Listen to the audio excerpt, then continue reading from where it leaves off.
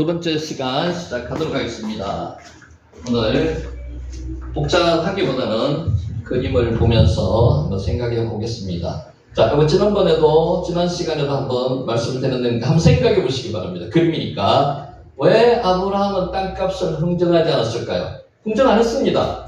있는 거 그냥 그대로 다 줬습니다. 그냥 우리말로 하면 덤탱이 쓰고도 계약을 했다는 거죠. 왜 그랬을까요? 창세기 23장 16절 샤칸이 저울로 달다는 겁니다. 여기서 세겔이 나왔습니다. 세겔. 자, 창세기 23장 3절 4절 세 번역으로 제가 읽습니다. 아브라함은 죽은 아내 옆에서 물러나와서 헷 사람에게로 가서 말하였다. 나는 여러분 가운데서 나그네로 떠돌이로 살고 있습니다. 나그네가 깨르, 떠돌이가 토샤라고 그랬죠. 죽은 나의 아내를 묻으려고 하는데 무덤으로 쓸 땅을 여러분께서 좀 살 수 있게 해주시기를 바랍니다. 부탁한 겁니다. 부탁하는 진심에서. 샤칸이 뭐라고요? 저울로 달다는 뜻입니다. 여기서 샤켄이 나왔습니다. 무게 단위입니다. 무게 단위. 샤켄이 돈이 아니고요. 후에 변해서 샤켄이 돈 단위가 되었지만은 어른께서는 우리가 하는 말을 들어보시기 바랍니다. 어른은 지금 아브라함 보고 이야기하는 겁니다. 하나님이 우리 가운데 세우신 지도자이십니다. 이 정도로 이야기를 들을 수 있는 사람이 되어야 됩니다. 여러분을 보시고 하나님의 자녀입니다. 하나님이 살아서 당신과 함께 계십니다. 이런 이야기를 우리가 들어야 된다는 거죠. 아브라함은 지금 듣고 있습니다. 우리의 묘지에서 가장 좋은 곳을 골라서 고인을 모시기 바랍니다. 어른께서 고인의 묘지로 쓰시겠다고 하면 우리 가운데서 그것이 자기의 묘라 자리라고 해서 거절할 사람은 없습니다. 지금 세 번역으로 읽고 있는 겁니다.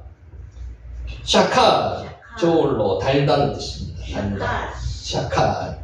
자, 29장, 23장 9절 말씀 세 번역으로 읽습니다. 그가 자기 단머리에 있는 막벨라 굴을 나에게 팔도록 주선하여 주시기 바랍니다. 값은 넉넉하게 쳐서 드릴 테니 내가 그 굴을 사서 여러분 앞에서 그것을 우리 묘지로 삼도록 해 주시기 바랍니다. 여기서 막벨라 굴 위치가 밭머리라는 보다는 원어로 보면 밭 가장자리, 그러니까 뒤쪽으로 물러나 있다고 말씀을 드렸습니다. 아마 그렇게 바뀔 겁니다. 조만간에. 자, 창세기 23장 11절 세 번역으로 읽습니다. 그러실 필요가 없습니다. 제가 드리는 말씀을 들어보시기 바랍니다. 제가 그 밭을 드리겠습니다. 이 사람은 지금 공짜로 주겠다는 것처럼 이야기하는데 실제로 이게 상거래하는 관행이었다고 보시면 됩니다. 거기에 있는 굴도 드리겠습니다. 굴도 덤탱이 써가지고 얹어 주겠다는 겁니다. 추가로 더 주겠다는 게 아니고요. 덤탱이 주겠다는 거죠. 나의 백성이 보는 앞에서 제가 그것을 드리겠습니다. 세 번이나 드리겠습니다 이야기하는데 돈을 주고 사가는 듯하고 같습니다. 흥정하는 관습상의 용어라고 보시면 됩니다. 거기에다가 돌아가신 부인을 안장하시기 바랍니다. 에브론이 지금 이런 이야기를 아브라함에게 하고 있는 겁니다. 자, 아브라함에게 필요한 것은 사라를 안장할 굴이 필요합니다. 그런데도 주인인 에브론은 밭도 주겠다고 말합니다. 팔겠다고 말하지 않습니다. 주겠다는 말을 세 번이나 반복합니다. 이게 고대 건동 문화가 가진 예의라는 겁니다. 상행위 할 때 통상적으로 쓰는 상인들의 용어라는 겁니다. 에브론은 아브라함에게 굴을 팔겠다고 수락을 한 것입니다. 의미 자체는 그렇다는 거죠. 하지만 밭도 주겠다는 말은 밭도 함께 팔겠다는 것입니다. 덤으로 주겠다는 그런 의미가 아니고요. 밭도 사가라는 겁니다. 굴 사겠다면, 다시 말해서 밭을 안 사면 굴도 안 팔겠다는 말과 같습니다. 그러니까 학자에 따라서 조금 의미 자체가 다르게 해석하시는 분이 있는데 지금 방금 소개해드리는 이 부분을 통상적으로 많이 학자들이 주장합니다. 샤칼, 저울로 달다는 뜻입니다. 자, 23장 13절 세 번역으로 읽습니다. 그들이 듣는 데서 에브론에게 말하였다. 좋게 여기신다면 나의 말을 들으시기 바랍니다. 그 밭을 드리겠습니다. 저에게서 그 값을 받으셔야만 내가 나의 아내를 거기에 묻을 수 있습니다. 그대로 다 주겠다는 겁니다. 흥정 안 했습니다. 에브론은 지금 흥정하기 위해서 값을 높이 불렀는데 아브라함은 값을 흥정 안 하겠다는 겁니다. 창세기 23장 15절 세 번역 저희 말을 들어보시기 바랍니다. 그 땅값을 친다면 400세겔이 됩니다. 굉장히 큰 돈입니다. 일용 근로자가 40년, 80년 일해야 벌 수 있는 돈입니다. 그러나 어른과 저 사이에 무슨 거래를 하겠습니까? 거기에다가 그냥 돌아가신 부인을 안장하시기 바랍니다. 이게 상거래하는 통상적인 이야기라는 거죠. 지금 에브론이 아브라함에게 하고 있는 이야기입니다. 에브론은 은 400세겔을 내고 굴뿐만이 아니라 밭도 사라고 요구하고 있습니다. 에브론은 탁월한 장사꾼입니다. 이게 근동 문화에서 협상하는 기술이라고 보시면 됩니다. 다윗은 여부스 사람 아라우나의 타작마당과 소를 얼마에 샀다고요? 은 50세겔을 샀습니다. 이게 언제라고요? 1000년 후에 이랬다는 거예요. 1000년 후에. 다윗 시대보다 몇백 년 전인 에브라함 시대의 은 400세겔은 터무니없는 요구입니다. 거의 1000년입니다. 에브론이 땅값을 비싸게 말한 것은 흥정을 제한한 것입니다. 높이 불러가지고 중간에 거래를 형성해가지고 거래를 협상하는 거죠. 지금 협상하는 겁니다. 자, 창세기 23장 16절 아브라함은 에브론의 말을 따라서 헷 사람들이 듣는 데서 에브론이 밝힌 밥값으로 상인들 사이에서 통용되는 무게로 은 400세겔을 달아서 그 자리에서 바로 줬습니다. 끝냈습니다. 거래를. 샤칼. 자, 이제 아까 질문입니다. 왜 아브라함은 땅값을 흥정하지 않았을까요? 왜 손해를 자책했을까요? 질문입니다. 샤칼. 믿음의 삶은 계산하는 삶이 아닙니다. 하나님의 사람은 공짜를 좋아하지 않습니다. 정당한 가격을 치른다는 겁니다. 설령 비싼 값을 부르더라도 그 값을 치른다는 겁니다. 아브라함은 아까워하지 않았습니다. 충분하게, 지나치게 대가를 지불했습니다. 그냥 쏘아줍니다. 남들에게는 어리석어 보이고 바보같이 보이지만 절대로 그렇지 않습니다. 하나님이 이렇다는 겁니다. 샤칼, 저울로 달다는 것입니다. 아브라함은 겉으로는 손해를 보는 것 같지만 손해를 보는 것이 아닙니다.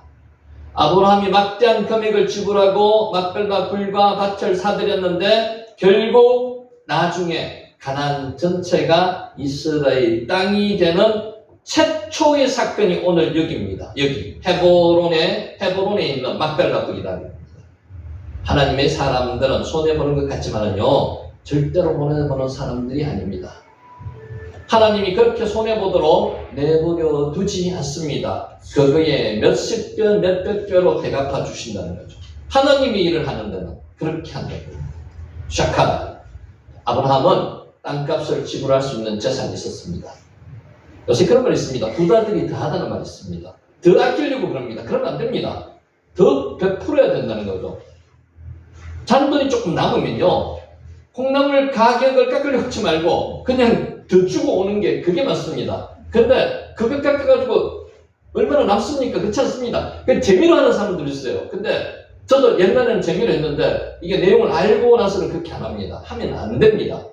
아브라함이 소유한 재산은 아브라함의 노력과 열심이 아닌 하나님이 얻게 하신 것입니다. 좀 전에도 말씀드렸듯이 우리에게 주신 하나님께서 주신 재산이나 돈은 누구 겁니까? 하나님 겁니다. 그것을 왜 내가 아끼가 뭐 한다고요? 내 살이 사용을 내 소고기 사 먹으려고요? 그래서는 안 된다는 거죠.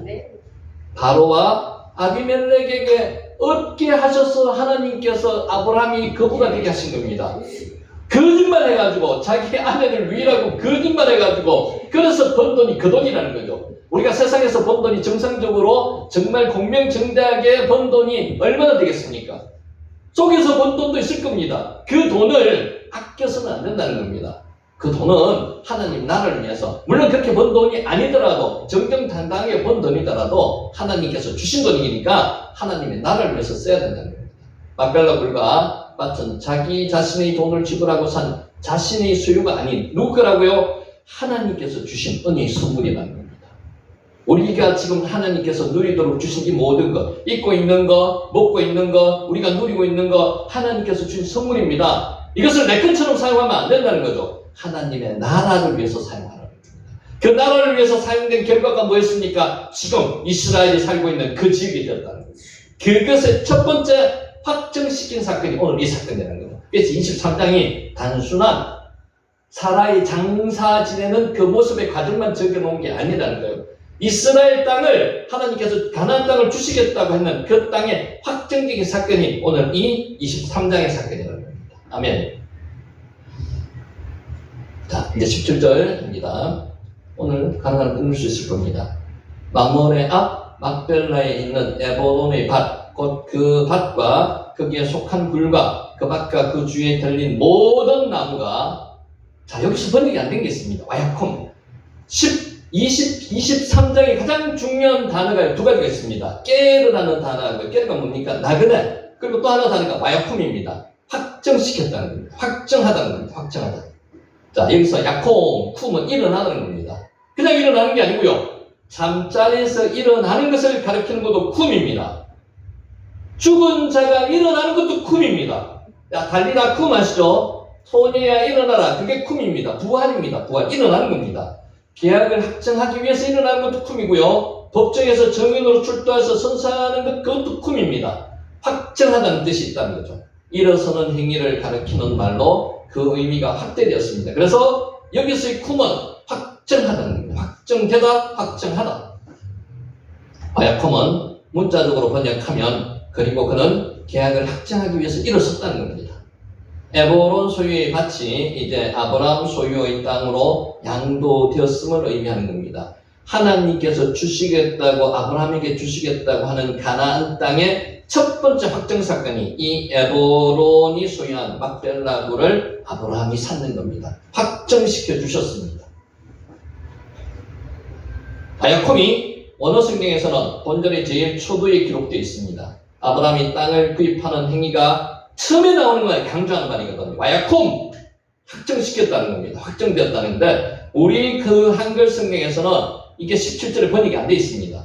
이 단어가 법적으로는 재판에서 정인이 유효하다는 의미의 확정하다는 뜻입니다. 야콤.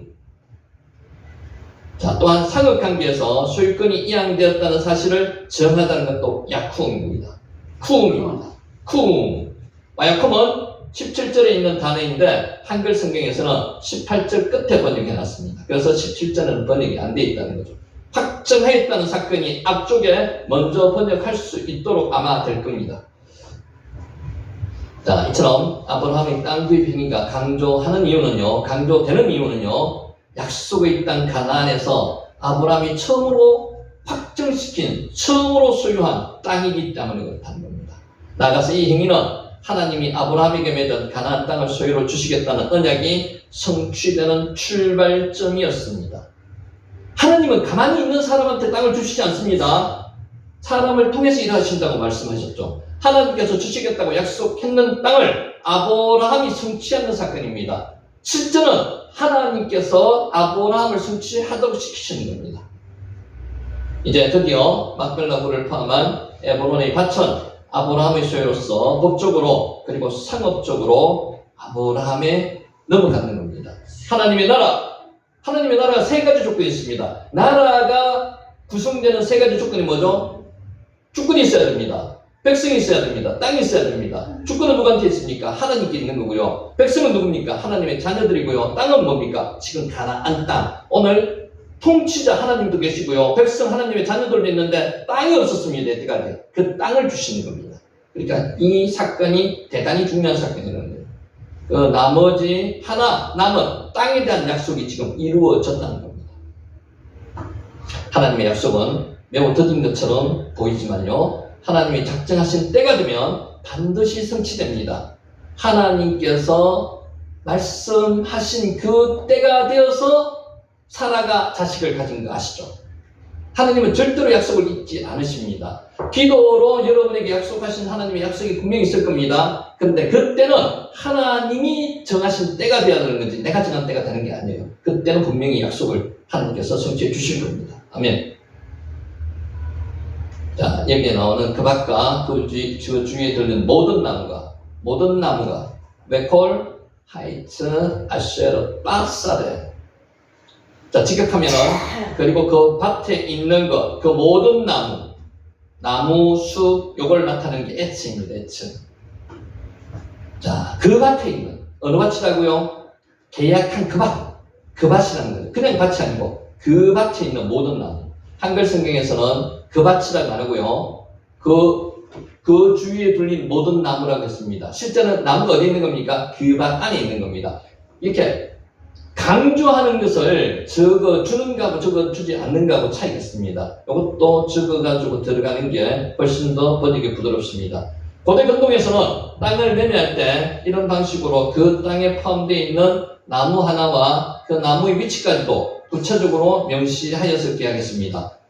만약에 이 명시가 없었으면요, 그 밭만 이야기한다면 나무는 빠져 있는 겁니다. 안 넘기는 겁니다. 근데 그 밭에 있는 나무까지도 계약의 명기가 됐다는 거죠.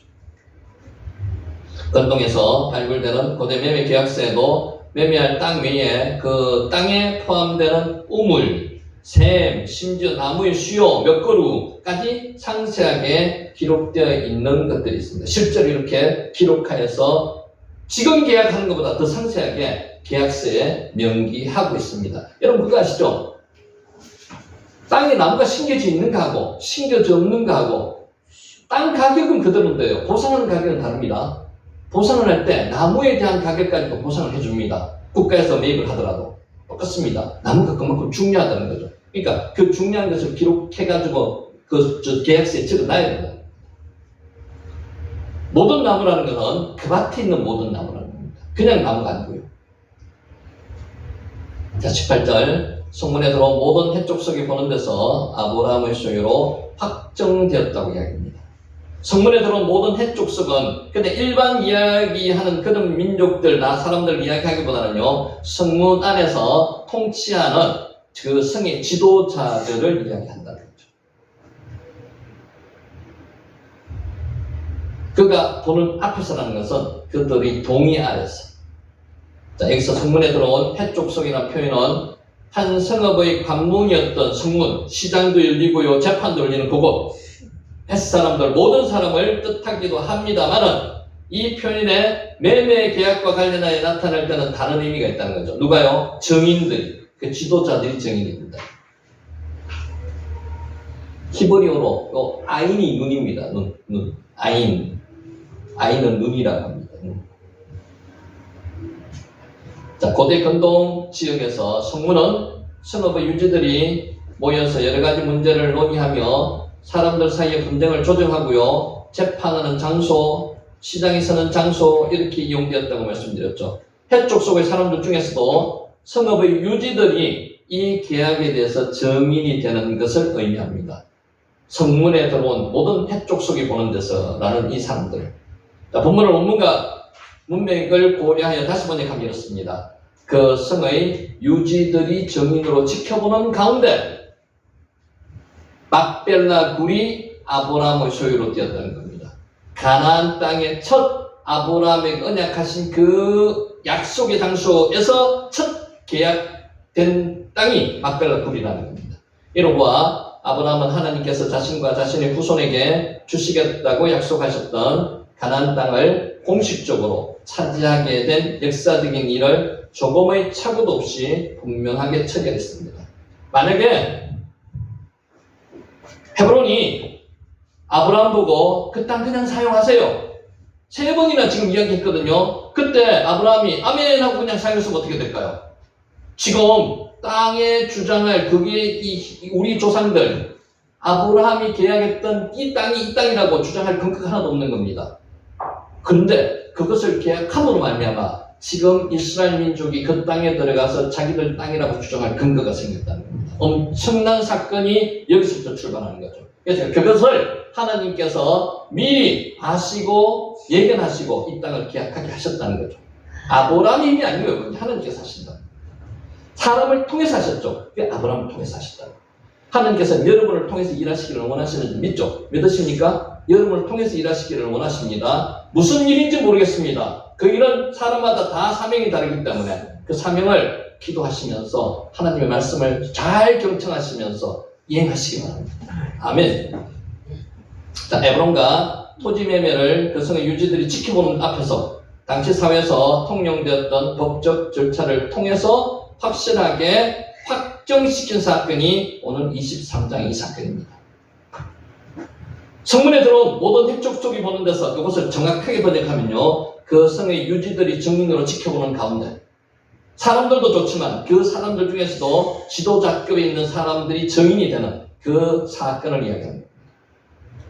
이처럼 아브라함은 하나님의 약속을 굳게 믿었으면 물론 자신이 인간적으로 마땅히 하여야 할 일을 성실하게 행하는 믿음의 소유자였습니다. 하나님께 이런 응답을 받았으면서도 행동하지 않는 그런 하나님의 자녀가 있다면 오늘 생각 바꾸셔야 됩니다. 하나님께서 명령하셨는 게 지금 나에게 맡겨진 사명이 있는데 그 사명을 벌써 주셨는데 하지 않은 게 있다면 오늘 아브라함의 사건의 이야기를 들으면서 행하셔야 됩니다. 아싸 하셔야 됩니다.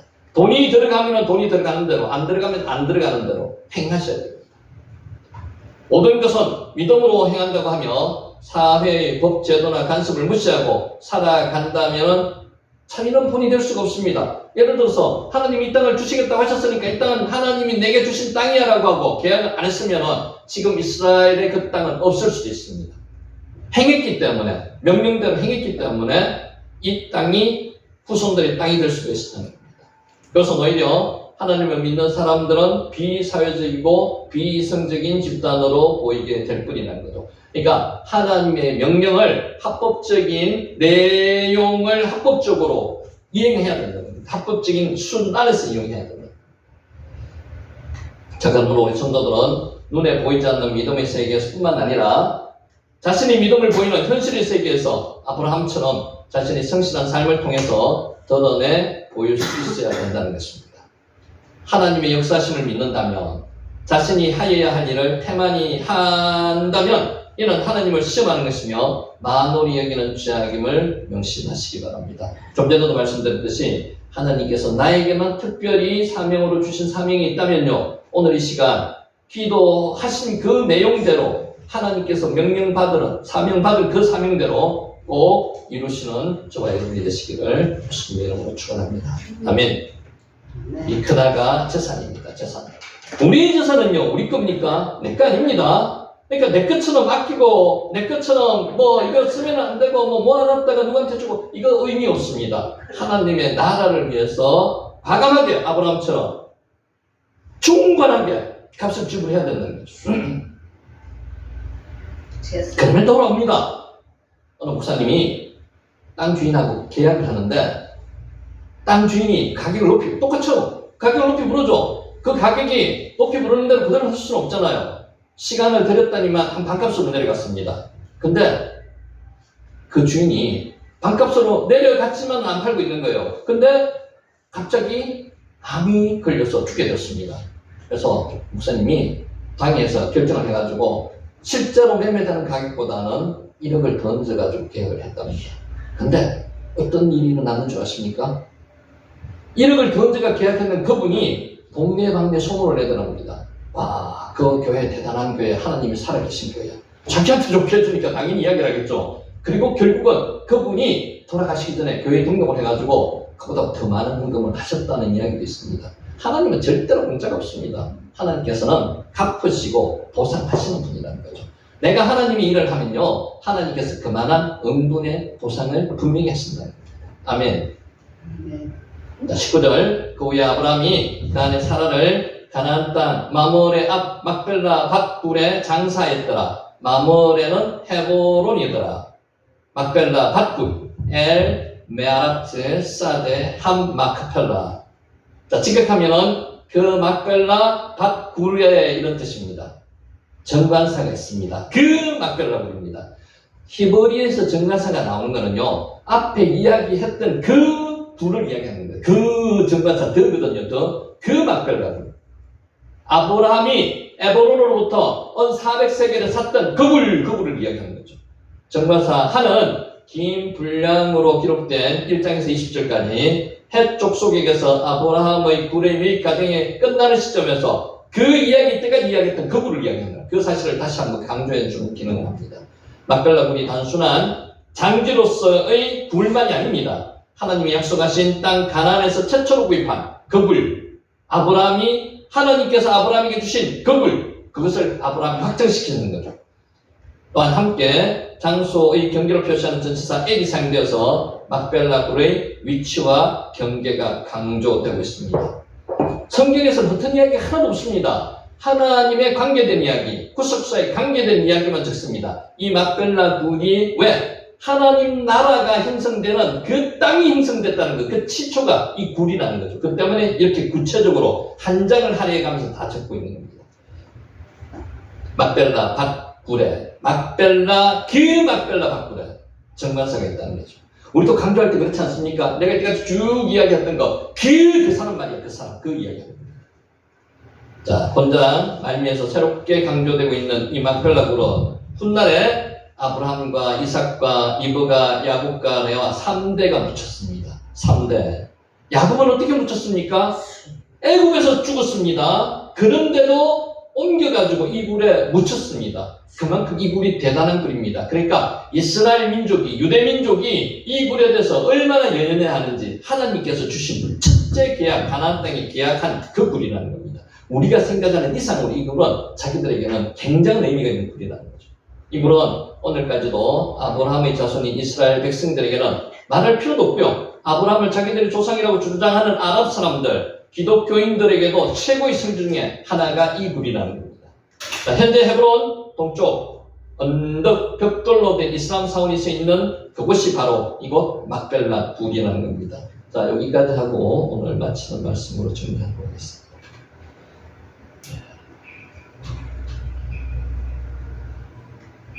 자, 우리가 알고 있는 단어 중에서 제일 쉬운 단어 중에 하나입니다. 이제 샬롬은 기억하시겠죠? 샬롬이 뭡니까? 평안, 평강이죠. 평강. 그 비슷한 단어 중에 하나가 이 단어입니다. 샤마, 듣다는 단어. 듣다는 단어가 순종하다는 뜻도 있습니다. 순종하다.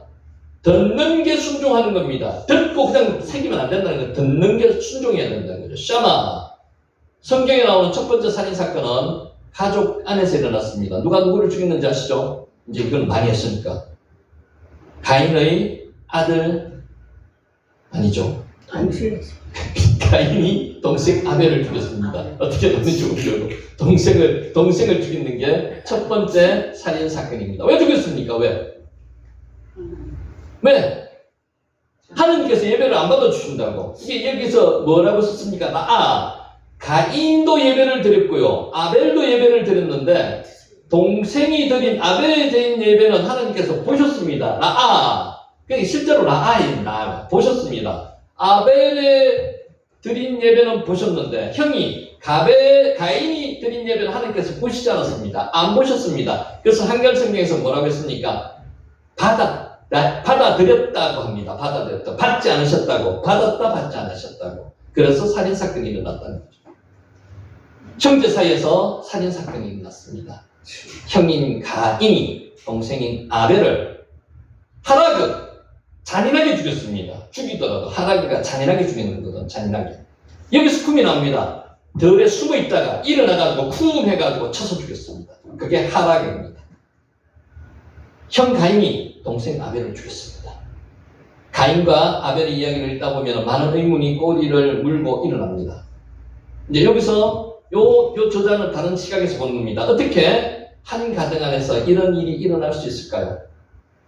어떻게 형이 동생을 죽일 수 있을까요? 이게 우리 가정에서도 일어날 수 있는 사건입니다, 여러분. 우리 가정은 안 그럴 거라고 자만하시면 안 됩니다. 어디라도 이런 일이 일어날 수가 있습니다. 인간은 죄성이 있습니다. 그래서 경각심을 가지고 가정을 위해서 기도하셔야 됩니다. 아담과 하와는 도대체 자식들을 어떻게 키웠을까요? 가인이 누구 아들입니까? 첫사람 아담, 하와 아들입니다. 그 둘째가 아벨입니다. 아담의 가정에서는 대화가 있었을까요? 같이 모여가지고 예배 드렸을까요? 형하고 동생하고 대화가 있었을까요? 묻습니다. 성경에 그런 이야기는 없습니다. 대화가 단절된 상태는 아니었을까? 대화가 있더라도 들을 말만 듣고 안 들을 말은 그냥 안 들었은 그런 상태가 되지 않았을까? 그래서 지금 하고 있는 주제가 뭐라고요? 샤마, 경청하답니다. 경청했을까요? 하나님은 선악과를 따먹은 후에 벌거벗은 것을 부끄럽게 느끼게 된 아담과 하와에게 벌거벗음의 수치를 가지도록 가죽옷을 만들어 주셨습니다. 기억나시죠? 이 가죽옷을 뭐라고 이야기했는가지는 기억이 안 나셔도 되는데 케토네트입니다. 이 가죽옷의 이름이 케토네트입니다. 자기들이 뭘 만들어 입었습니까? 무화과 나무의 1% 앞을 수치스러운 부분을 가릴 수 있는 앞치마 정도의 옷을 만들어 입었습니다. 그것이 뭐라고요? 학고우르입니다. 그런데 하나님께서 그 학고우르 대신에 한 짐승을 죽이셔서 가죽으로 만든 옷을 아담과 하와에게 입히셨습니다. 이게 케토네트입니다. 가죽옷을 만들려면 짐승을 잡아 피를 흘려야만 합니다. 그렇죠? 이것은 피의 제사의 필요성과 예수님의 희생을 상식적으로 보여주는 최초의 복음입니다. 이게 상징하는 바가 피의 제사, 한 짐승이 죽었다는 겁니다. 이게 예수님이 십자가에 달려 돌아가실 최초의 구약적인 예표적인 사건이라는 거죠. 하나님께서 분명히 피의 제사를 드리도록 하셨을 텐데 어째서 가인은 피의 제사를 드리지 않고 임의로 제사를 드렸을까? 물론 화제도 있습니다. 피의 제사만 꼭 중요한 건 아닙니다. 그렇지만은 여기서는 지금 그것을 강조하고 있습니다. 사건이 일어나기 전에 전조정상이 있기 마련입니다. 어떤 정상이? 아담과 하와는 그 비극적인 사건이 일어날 때까지 왜 형제간의 갈등사항을 파가지 못했을까요? 부모 입장에서 그 당시만 하더라도 TV도 없고요, 인터넷도 없고 서로 마주보면서 이야기할 대상이 됐을 텐데 왜 이렇게 못했을까요? 서로 이야기를 주고받았을까요? 경청했을까요? 아버지의 이야기를 아들이? 이런 질문을 하다 보면은 문제의 핵심을 유추할 수가 있게 됩니다. 가족 간의 소통이 부재입니다. 오늘 이야기하고자 하는 게 경청, 듣는 겁니다. 아버지와 어머니는요, 자식들의 이야기를 들어야 됩니다. 자식들은요, 아버지와 어머니의 이야기를 들어야 됩니다. 요즘 손자, 손녀들이 할아버지, 할머니 이야기 잘 듣습니까? 물론 그런 가정이 가끔 있지만 잘 안 듣습니다. 아버지, 엄마 이야기도 잘 안 듣는데 경청해야 된다는 거죠. 그게 샤마입니다. 샤마. 이런 말이 있습니다. 내가 어떤 의도로 말을 했는지는 중요하지 않습니다. 물론 중요합니다만 그보다 더 중요한 게 뭔가 하면요, 그 말을 상대방이 어떻게 받아들이는지가 더 중요하다는 거죠. 그게 더 중요하죠. 좋은 뜻으로 물론 이야기하죠. 좋은 뜻으로 받아들이겠지만은 좋은 뜻으로 이야기하더라도 좋은 뜻으로 안 받아들일 수도 있다는 겁니다. 아무리 A를 말했다고 해도 상대방이 그것을 B라고 들었다면 B를 말한 것과 같이 된다는 거죠. 그러니까 잘 들어야 된다는 거예요. 잘 들어야 된다. 순종, 경청. 의사소통의 핵심은 경청입니다. 잘 들어야 됩니다. 여러분, 나이가 많으면요, 잘 들으려고 안 그러십니다. 내 이야기를 많이 하려고 합니다. 내 이야기를 많이 하려고 하면 실수를 많이 해요. 그래서 나이가 드실수록 입은 자제하고 귀는 열어보십니다. 경청은 상대방의 말을 집중해서 충분히 듣는 게 경청입니다. 귀를 기울이는 게 경청이라는 거죠. 상대방이 아무 방해 없이 이야기하도록 배려하는 것입니다. 말 끊지 말고요, 이야기를 충분히 하도록 내버려 두는 겁니다. 엄마의 이야기를 아들이 들으려고 노력합니다. 아들은 물론 그것도 다는 아니지만은, 근데 대개의 부모님들은 아들 이야기를 들으려고 노력을 잘 안 합니다. 경청하셔야 됩니다. 끝까지 이해하고 공감하면서 다 듣는 것이 경청입니다. 사람들은 남의 이야기를 들으려 하지 않고요, 말을 자릅니다. 대화 도중에 끼어들어 자기 말을 합니다. 대화 중간에 끼어들지 말아야 합니다. 자르지 말아야 합니다. 대화를. 성경 잠언과 야고보에서는 이렇게 교훈하고 있습니다. 샤마, 들으라는 겁니다. 사연을 듣기 전에 대답하는 자는 미련하여서 욕을 당하느니라. 잠언 18장 13절 말씀입니다. 사람마다 듣기는 속해하고 말하기는 득이하며. 야고보서 1장 19절 말씀입니다. 자, 오늘 이 말씀을 여러분에게 드리는 이유는 나름대로 여러분이 새겨보시기 바랍니다. 필요하십니다. 나이가 들어가면서 점점 들으십니다. 우리 아버님이 돌아가시기 얼마 전까지만 하더라도 밤새도록 저한테 이야기하십니다. 밤새도록 들었습니다. 어른들이 마지막이라고 생각되는 그때가 가까이 오면요, 이야기하고 싶어 하십니다. 근데 자식은 들어줘야 돼요. 마찬가지입니다. 자식도 어느 순간에 자기 이야기를 엄마 아버지에게 하고 싶을 때가 있습니다. 그 마음에 쌓아둔 이야기를 하고 싶을 때가 있습니다. 다른 데는 못하더라도 들어줘야 됩니다. 말을 잘하는 자보다는요, 말을 잘 듣는 자가 지혜로운 자입니다. 서로 이야기를 할 때 사람들은 상대방 이야기를 다 듣기도 전에 이미 마음속으로 대답할 내용을 준비하고 있는 경우가 많습니다. 그래서는 안 된다는 거죠.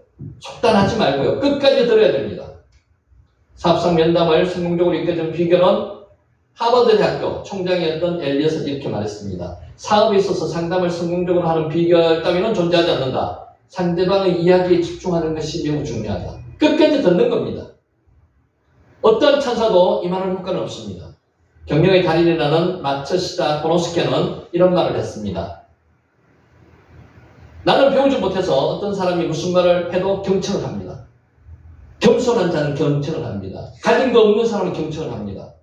덕분에 많은 정보와 아이디어를 얻을 수 있었고 경영에도 잘 활용했답니다. 성공했습니다. 이것은 내게는 하나의 행운이었다. 대학을 나오고 지식이 풍부한 사람은 많은 사람이 그들의 지식을 자랑만 합니다. 남의 이야기를 잘 경청하지 않는 것은 놀라운 일입니다. 남의 이야기를 경청하라는 겁니다. 경청하는 것은 상대방에 대한 존경심을 보여주는 겁니다. 특별히 내가 생각해서 내보다 더 낮은 사람이라고 하는 그 사람 이야기를 더 잘 들어줘야 됩니다. 우선 세일즈맨 항상 경청합니다. 경청이 뭡니까? 귀를 기울여서 자세를 낮추고 그 사람 이야기를 듣는 겁니다. 미국의 위대한 보험 세일즈맨 피트만은 이렇게 말했습니다. 경청하는 데는 나는 세계 제일이라고 얘기했습니다. 전도에서도 경청이 중요합니다. 여러분, 예수님이 나를 위해서 죽으셨다. 내가 말을 하기 이전에 실제로 그 사람이 그런 말을 하게 하는 게 더 중요하다는 거죠. 그죠? 그게 더 중요한, 내가 삶으로 보여주는 거예요. 그게 경청입니다. 상대방 이야기를 들으시라는 겁니다. 이춘호 목사님의 열정 플러스 모장을 보면 이런 전도 간 적이 있습니다. 한 번은 어느 안경점으로 전도하러 간 적이 있었습니다. 주인이 사장이 안경에 대한 이야기를 잘 하겠다 싶어서 안경을 주제로 대화를 시작했습니다. 사장님이 얼마나 말을 잘하는지 2시간 동안 혼자 안경에 대한 이야기를 하더랍니다. 사실 나는 복음을 전하고 싶었습니다. 그렇고 싶죠? 내가 그 가는 이유는 복음 전하러 갔는데 하나님은 살아계십니다. 하나님 믿으면 천국 갑니다. 우리 하나님 믿고 천국 가도록 노래 갑시다. 그 당신도 구원받을 수 있습니다. 이런 이야기를 하고 싶죠? 그런데 할 시간이 없었습니다. 들었습니다. 차고 들어갈 시간이 없었습니다. 그런데 이렇게 생각했습니다. 정중하게 인사를 하고 나오는데 사장님이 뒤에서 소리쳤습니다. 목사님 그 있잖아요. 제가 이번 일요일 한번 나가보도록 하겠습니다. 들어줬는 것밖에 없습니다. 내가 이야기 하나도 안 했습니다. 이춘호 목사님은 전도 대상자의 말을 경청함으로써 그의 마음을 얻었습니다. 예수님을 전하지 못했지만 그를 교회로 인도할 수 있었습니다. 경청은 고차원적인 설득 방법입니다. 여러분, 목사가 전도하러 가서 무슨 이야기 하겠습니까? 뻔하죠? 그 이야기를 하도 되고 안 해도 됩니다. 들어주는 게 더 우선적으로 나타나는 겁니다. 기도에 있어서도 혼자 부르짖고 끝나는 기도는 초보적인 기도입니다. 우리 이제 기도를 바뀌어야 됩니다. 내 거 이야기하는 것도 좋습니다. 그거 하나님이 들어주십니다. 근데 내 것만 이야기하고 끝내서는 안 된다는 거죠. 하나님 이야기도 좀 들으셔야 됩니다. 조용한 가운데서 세미하게 돌려오는 하나님의 음성을 듣는 기도는 곧 차원적인 기도라는 거죠. 소통의 달인은 경청하는 사람입니다. 오늘 이렇게 경청하고 계시잖아요. 이렇듯이 강의에서만 경청하는 게 아니고요. 설교만 경청하는 게 아니고 상대방과의 대화 중에도 경청하셔야 됩니다. 오늘날 우리 사회의 관심사 중에 하나는 소통입니다. 소통은요, 주고받는 겁니다. 부모 간에도, 부모 자녀 간에도 소통이 이루어지면 모든 갈등과 문제는 저절로 해결이 됩니다. 여러분, 이게 아주 단순한 이야기 같지만 단순하지 않습니다. 우리 자녀 이야기를 좀 들어줍시다. 우리 옆에 있는 사람들 이야기를 좀 들어줍시다. 제일 중요한 게요, 하나님의 이야기를 좀 들어줍시다. 하나님 너무 피곤하시지 않겠습니까? 하나님은 졸지도 주무시지 않는 분입니다. 피곤 안 하십니다. 하지만은 하나님의 자녀된 우리가 이제 이만큼 믿었으면은 하나님께서 내게 무슨 이야기 하는지 좀 들어주는 저와 여러분이 되시기를 예수님의 이름으로 축원하면서 오늘 강의를 마치겠습니다. 기도드리겠습니다. 하나님 아버지 감사합니다. 오늘 우리에게